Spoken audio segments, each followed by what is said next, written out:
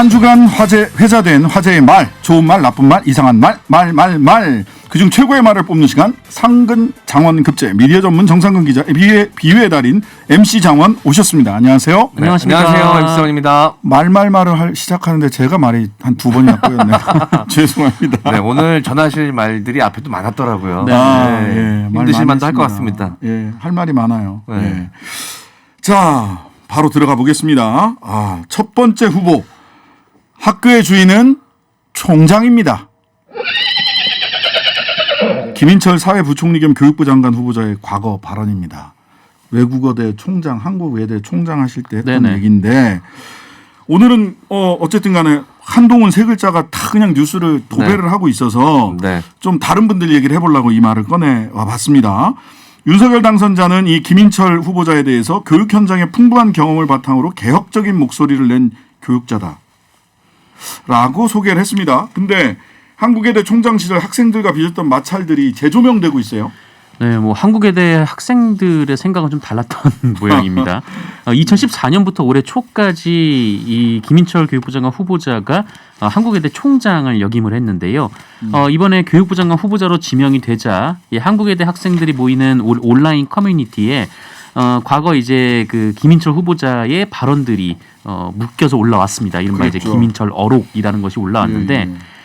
학생들과 좀 이렇게 마찰이 있었고 이 학생들과 대화하는 자리에 김인철 당시 총장이 참석을 했는데 그때 그 전후로 해서 학교의 주인은 나다 뭐 이런 얘기를 총장이다. 네네 총장이다 뭐 이렇게 얘기를 했는데 뭐 여기에 대해서 뭐 진짜 그런 말을 한 적이 있냐 이렇게 학생들이 이제 물어본 모양이에요. 그래서 그렇게 얘기했으면 실언이다. 뭐 사과할게요. 유감이다. 뭐 이렇게 얘기를 했습니다. 하신 것 같은데.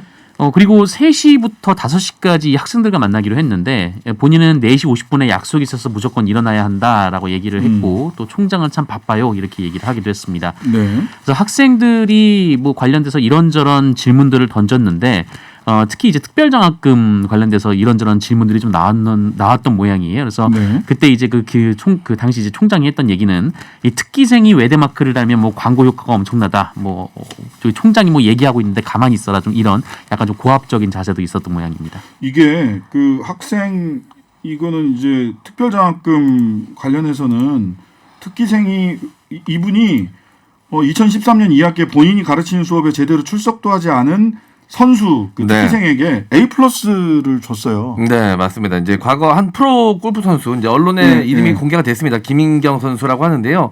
이 학사 비리 사건이 있었는데 여기에도 연루됐다라는 이야기가 있습니다.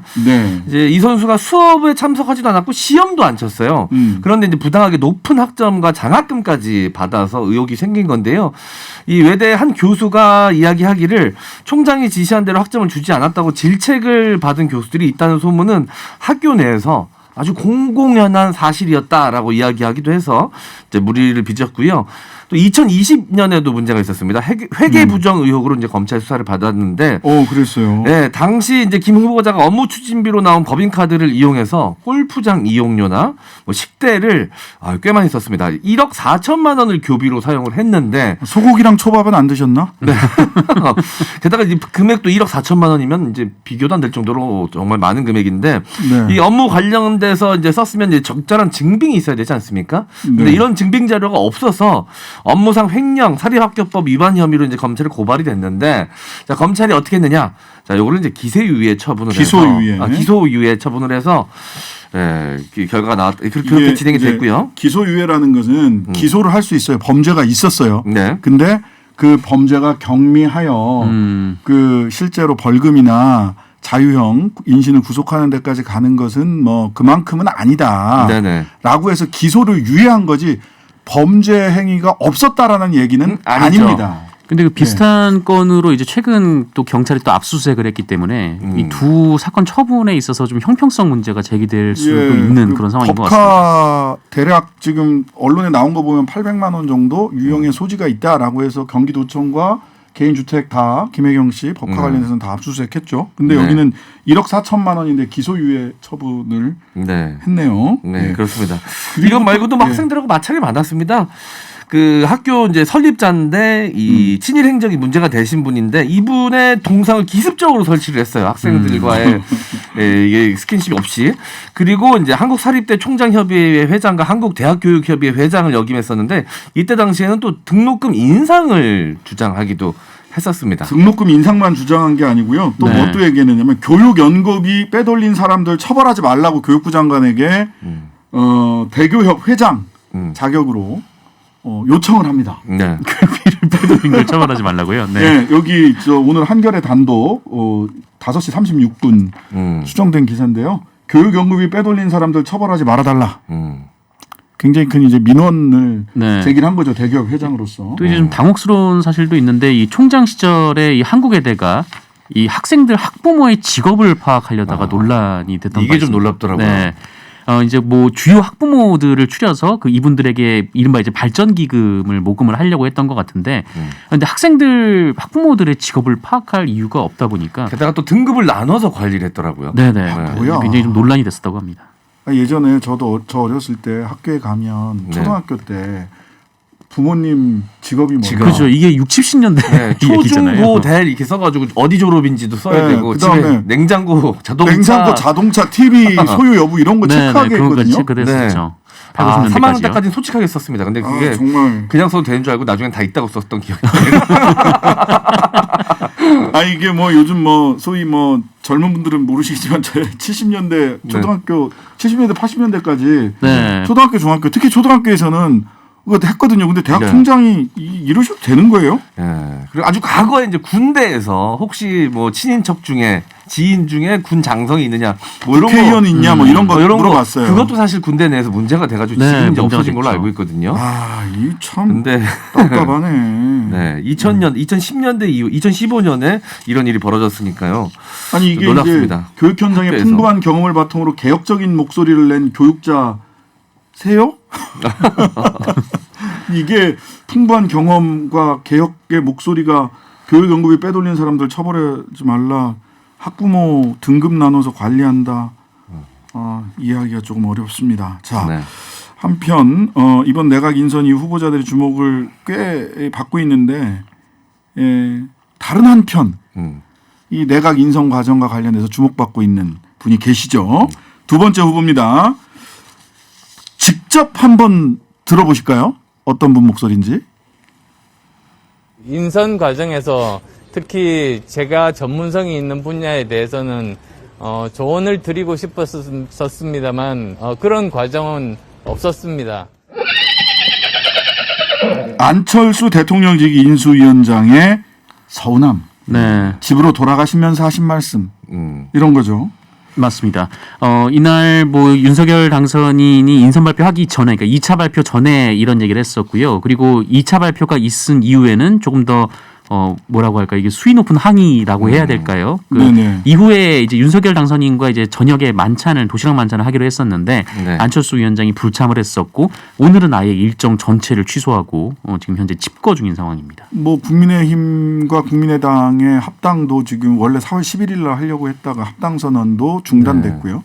그다음에 국민의당 출신 그 실무자들 전부 다 지금 명예퇴직하겠다 뭐 이런 이야기까지 나오고 있는 상황입니다. 실제로 뭐 국민당 내부에서는 거의 뭐 지금 합당은 물 건너간 얘기다, 공동정부 구상이 완전 깨진 상태다, 뭐 이런 이야기까지 나오고 있는 상황이라고 합니다. 최진석 이 내각 인선에 몇 사람 추천을 했던 거죠. 네 사람 추천한 것으로 알려져 있습니다. 일단 언론에 소개가 된 거는 사회부총리의 최진석 서강대 명예교수, 중소벤처기업부 장관의 유웅환 전 SK텔레콤 부사장, 그리고 신용현 인수위 대변인과 고산 인수위원도 추천 명단에 포함되어 있었다라고 이제 이야기가 언론에서 나왔었는데 결과적으로 봤을 때 이 인물들의 이름이 없었고, 그리고 지금 이제 인선된 분들을 다 이제 둘러봐도 안철수계라고 꼽을 만한 분은 단 한 분도 안 계신 것 같습니다. 네, 그거는 뭐 자명한 사실인 것 같아요. 네. 근데 이제 윤석열 당선자는 이런 그 뭐 전격 취소하고 안 위원장 측근이 1차 명단 받았던 것도 내정자들에게 다 통보한 이후 몇 시간 전에 받았다. 어제는 명단조차 언론보다 늦게 알게 됐다. 2차 내각 명단. 뭐 이게 뭐냐? 뭐 이런 항의를 했는데 윤석열 당선자는 여기에 대해서 아주 전혀 다른 반응을 내놨죠. 네, 윤석열 당선인이 이렇게 얘기를 했는데요. 이 특정 인사를 배제한 사실이 없다 이렇게 얘기를 했고요. 이 내각 인선에 관한 추천은 여러분들로부터 받았고 우리가 잘 찾아서 선정한 것이다 또 이렇게 얘기를 했습니다. 그러면서 이 안철수 위원장을 향해서 좀 이해가 안 된다라는 취지의 발언을 했는데 네. 인선 과정이 어떤 방식으로 이루어지는지 설명됐고 또 아무 문제도 없었다라고도 덧붙이기도 했습니다. 네. 지금 보니까 2021님께서 저 1995년에 삼성그룹 입사할 때도 가족 친지 중 유력 인사 조사하는 항목이 있었습니다. 네. 어목한 시대. 유유. 95년이면 20년 네. 전이죠 거의. 네. 20년이 넘었죠. 네. 지금 10대, 20대 분들 들으면 아마 깜짝 놀랄 겁니다. 그럴 난리가 날 겁니다. 거예요. 네. 예. TV 소유 여부 이런 것 하고 했어요. 자, 네. 어쨌든 지금 네. 공동정부는 사실상 현재로서는 물 건너간 게 아닌가. 2차 내각까지 지금 내각 전체를 다 발표했거든요. 오늘 네. 고용노동부하고 농림해양수산축산까지 네. 다 발표를 해서 네. 자 이게 어떻게 될지 뭐 일괄해서 뭐 갈등을 해소하는 게 또 일괄 타결하는 이런 일이 있을지는 한번 지켜봐야 될 것 같고요. 세 번째 후보로 가보겠습니다. 세 번째 후보는 사회 전반적으로 긍정적인 효과가 기대된다. 대통령직 인수위원회 브리핑 중에서 만 나이 얘기네요. 내용 네. 설명 좀 해주시죠. 인수위가 이 나이 계산법을 만 나이 기준으로 통일하겠다 이런 입장을 밝혔습니다. 우리나라에는 뭐 만 나이가 있고 또 연 나이가 있고 또 새는 나이가 있다라고 하는데 이 계산법이 이제 혼용되다 보니까 좀 혼란이 있다라는 것이죠. 그래서 특히 이제 행정 서비스를 받거나 또 각종 계약을 체결할 때 이 나이 계산에 대한 혼선이나 또 분쟁이 있어서 또 불필요한 사회 경제적 비용이 발생해 왔다라는 게 인수위의 지적이고요. 그래서 이제 만 나이로 통일하기로 했다라고 얘기를 했고 먼저 민사 행정 분야부터 이제 확립을 한 다음에 개별법의 정비도 추진하겠다라는 방침입니다. 시민들은 어떻게? 네, 대체로 좀 반기는 분위기인 것 같습니다. 사실 나이가 어려진다라는 건 누구도 사실 뭐 싫어할 만한 일은 아니니까요. 뭐 댓글 반응이나 이런 것들 좀 살펴보면 아들이 12월생인데 태어나자마자 한 달 살았다고 2살 돼 손해보는 기분이었는데 바뀐 날이 다행스럽다.